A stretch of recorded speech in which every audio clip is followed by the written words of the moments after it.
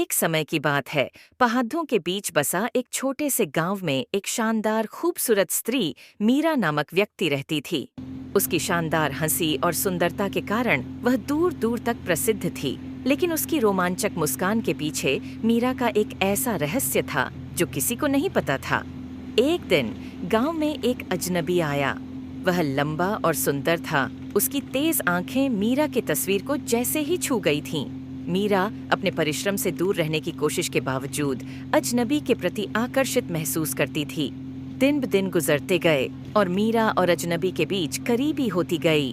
वे अक्सर गुप्त तौर पर मिलते थे। अंधेरे के बवंडर में उनकी फुसफुसाहट से रहस्यमय और रोमांचक बातचीत से भरे होते थे। मीरा को पता नहीं था कि अजनबी अपना एक ऐसा रहस्य छिपाता है जो किसी को नहीं पता था।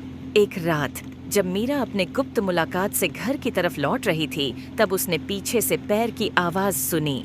वह अपनी चाल में तेजी लाई। उसका दिल धड़कने लगा। अचानक एक हाथ उसके कंधे पर गिरा और जब वह मोड़ी तो अजनबी उसके सामने खड़ा था। उसकी आंखों में डर की झलक दिखाई दी। अजनबी ने बताया कि वह वही नहीं था जो वह दिखाई दे रहा था।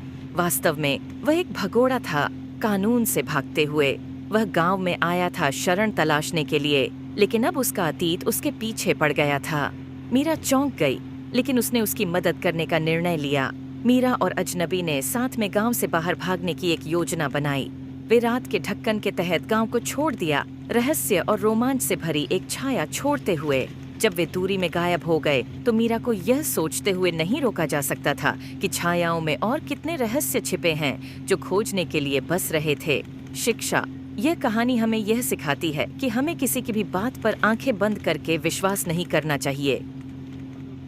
ऐसे और कहानी सुनने के लिए प्लीज मेरे चैनल को सब्सक्राइब करें और बेल आइकन को प्रेस कीजिए, लाइक कीजिए।